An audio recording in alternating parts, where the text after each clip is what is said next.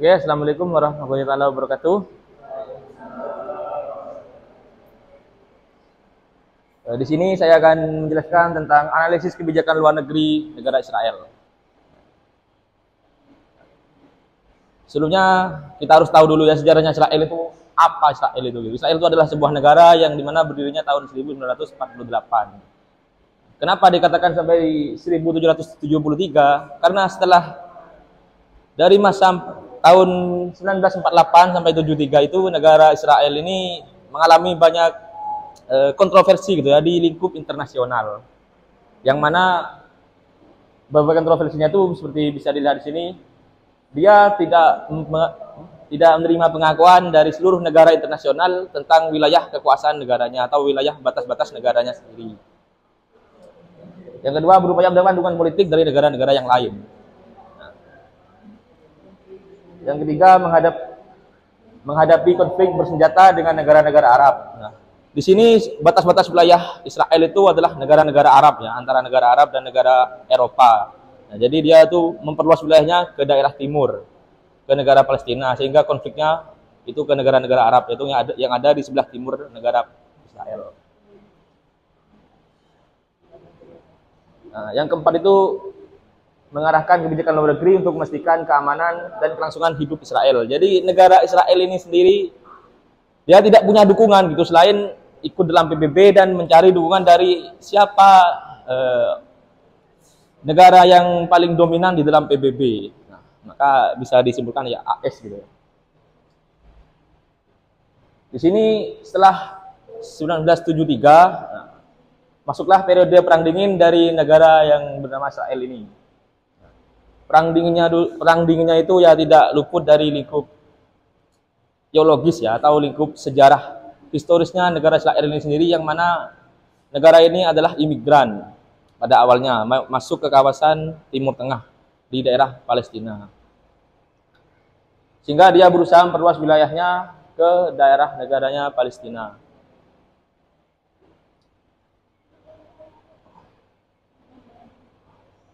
Kebijakan luar negeri Israel ini tentunya tidak kuat jika tidak ada yang mendukung seperti organisasi besar PBB. Maka dia itu sangat menjalin hubungan dengan AS. Mempertahankan analisis strategis dengan AS, menjalin hubungan dengan negara-negara pinggiran. Yang dimaksud itu negara pinggiran yang pro dengan dia gitu, bukan pinggiran Timur Tengah. Jadi negara-negara Arab itu tidak ada sangkut pautnya dengan dia. Ya tidak bisa diajak kompromi lah gitu intinya. Nah, terlibat konflik regional dengan Lebanon ya tahun 82. Ini konflik di luar teologis kalau dengan Lebanon. Nah, era perang dingin hingga yang terjadi 91 hingga sekarang itu sudah sering ya kita dengar dari zaman dulu waktu kita kecil sampai sekarang, yang mana isunya itu saja gitu. Yang diributkan adalah daerah Yerusalem atau daerah Baitul Maqdis. Pasti musuhnya dengan Palestina gitu, rivalnya. Pernah dulu mengadakan perjanjian Oslo ya yang dibahas di materi Palestina kemarin, namun sampai sekarang belum menuai hasilnya. Karena di perjanjian Oslo itu sendiri memberatkan kepada negara Palestina dan lebih memihak kepada negara Israel terkait perluasan wilayah ke daerah timur, daerah Yerusalem. Berusaha memperbaiki hubungan dengan negara-negara Arab, ya dia itu pastinya berusaha, tapi dalam di muka aja berusaha gitu, walaupun sebenarnya dia ingin menguasai, tapi di balik itu dia mengupanya ingin berdamai. Namun perdamaian dengan Palestina pasang surut. Nah inilah, karena walaupun dia itu mengharapkan perdamaian, sebenarnya dia itu ingin mengambil alih kawasannya gitu, tapi berdalih untuk perdamaian.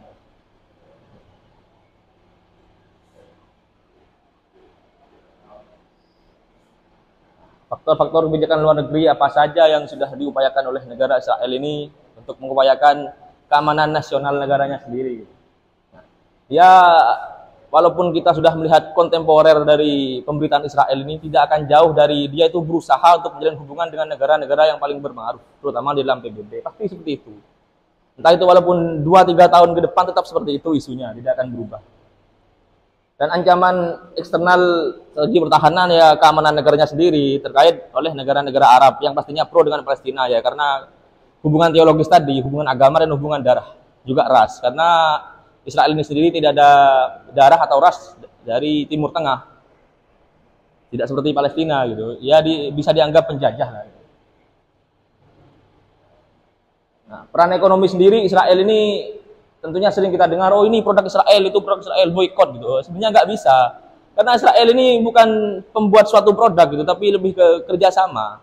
Dia itu bekerja sama dengan produk-produk yang dominan, terutama di elektronik ya, atau di digital, alat digital. Sehingga kita tidak bisa dengan mudahnya itu memboikot produk-produk Israel. Nah, jadi sektor teknologinya itu banyak diekspor ke luar negeri gitu. Jadi Israel itu sering memperluas jaringan kerjasama untuk menyokong ekonomi negaranya.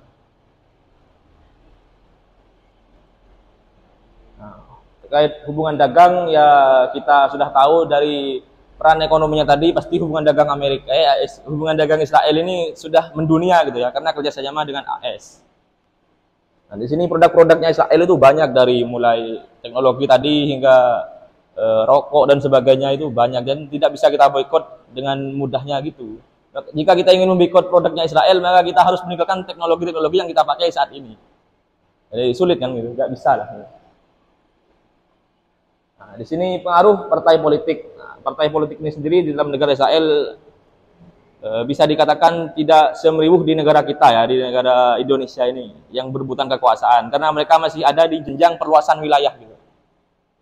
Nah, pengaruh opini publiknya, opini publik pasti sangat buruk memandang suatu negara yang dikatakan Israel itu jika kita berpihak kepada Timur Tengah atau Palestina. Tapi jika kita itu ada di Eropa, mungkin pandangan kita bisa 180 derajat terhadap negara Israel ya, karena dia tuh paling pinter istilahnya membalikkan fakta gitu, sehingga dia yang berada di posisi tersakiti gitu lah mungkin.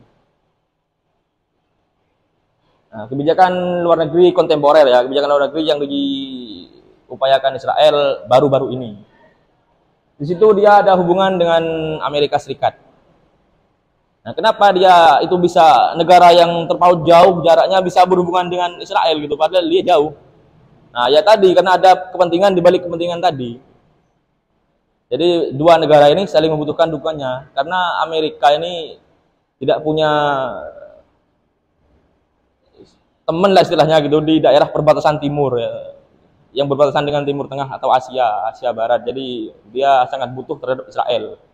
Dan Israel pun sebaliknya, dia butuh kekuatan militer dari Amerika dan juga sektor ekonomi perdagangan nasionalnya. Aliansi strategis dan bantuan militer ya, itu pasti ya.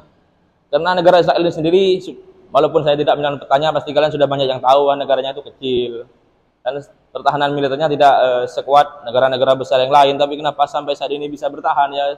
Dari mana lagi jika tanpa dukungan dari negara-negara yang besar lainnya yang berada dari Eropa, seperti AS tadi contohnya. Nah, perjanjian Abraham dan normalisasi hubungan. Di perjanjian Abraham ini dulu pernah diupayakan oleh Israel terhadap negara yang bisa dianggap dijajah lah ya, Palestina. Tapi kenapa sampai saat ini belum terwujudkan? Karena negara Israel itu sendiri dalam perjanjian dia itu mengambil keuntungan yang lebih banyak gitu. Jadi sampai saat ini masih kontroversi.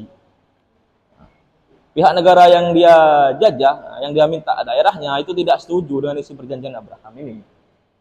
Dan normalisasi hubungan yang diupayakan oleh negara Israel itu bisa dikatakan bukan normalisasi hubungan jika kita melihat dari sisi sosial, tapi lebih ke kedok saja. Sebenarnya dia ingin meminta wilayah kepada Palestina.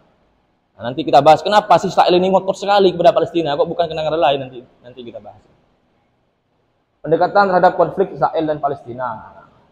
Jadi dia tuh ngajak baikan gitu istilahnya. Ayolah kita baikan dulu, tapi aku minta daerahmu gitulah istilahnya. Jadi nggak selesai gitu. isu-isu utama yang akhir-akhir ini ya, isu-isu kontemporer saat ini. Keamanan, ancaman terorisme, perang, konflik dan dengan negara-negara tetangga. Geopolitik di Timur Tengah. Awalnya konfliknya itu hanya dengan negara Palestina, tapi kenapa Timur Tengah juga ikut-ikutan ya? Karena Timur Tengah itu tahu lah Palestina itu siapa, dia itu kerabat jauh lah. Jadi tidak mungkin jika kita tidak menolong ras kita yang sama agama. Indonesia juga sering juga terlibat lah dalam pendukungan terhadap Palestina ini. Nah, diplomasi, hubungan diplomatik yang stabil, negosiasi dengan Palestina menjadi aliansi dengan AS. Nah, ini seperti tadi, ini cuma negosiasinya itu habis tuh. Lama gua presentasinya. Pertanyaan guys, coba tanya. Kenapa? Kok gitu? Buka seru ini. Saya tanya ke Yono habis ini berarti.